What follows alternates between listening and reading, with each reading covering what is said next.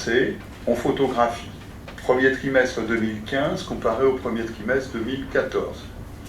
Tout d'abord, on vérifie bien des durées moyennes. Dans le neuf, sur un an, 218 mois en moyenne, premier trimestre 2014, 227, plus 9 mois en un an. C'est vrai pour l'ensemble du marché, c'est vrai pour l'accession. Des taux qui reculent, comme l'ensemble du marché, on n'a pas de souci là-dessus. En revanche, on voit bien, élément tout à fait remarquable, c'est certes, l'apport personnel moyen diminue de 14,5%, après avoir déjà diminué de 7,3% en 2014. Ça signifie donc qu'on a un taux d'apport personnel qui chute.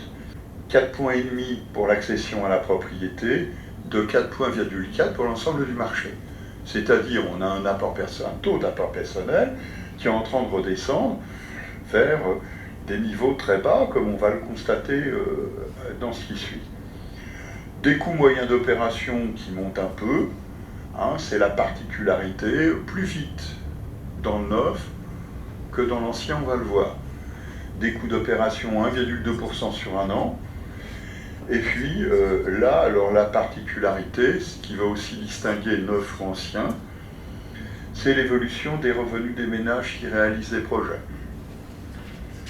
Dans le neuf, en ce début d'année 2015, il chute de 3,1%. Ce sera l'inverse sur le marché de l'ancien.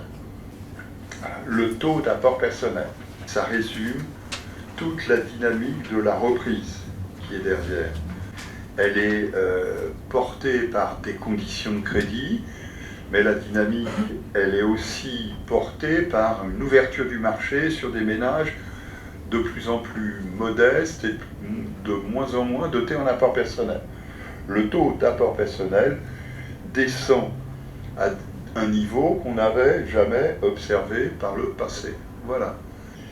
Dans ce contexte-là, sur le marché du neuf, on a un indicateur de solvabilité qui se dégrade au premier trimestre. C'est l'effet qui est l'effet que l'on a noté précédemment. Bon, bien sûr, plus d'endettement.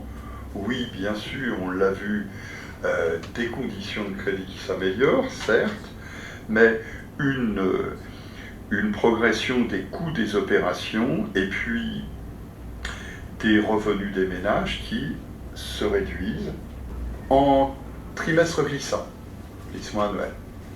Pour la production, plus 30,6%, pour le nombre de prêts, plus 18%.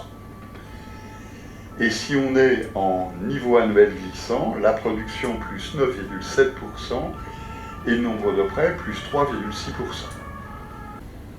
Bon, donc on le voit, on a un marché qui, en termes de niveau, production de prêts, ou en nombre de prêts, est bien en train de se redresser de manière tout de même rapide, très rapide.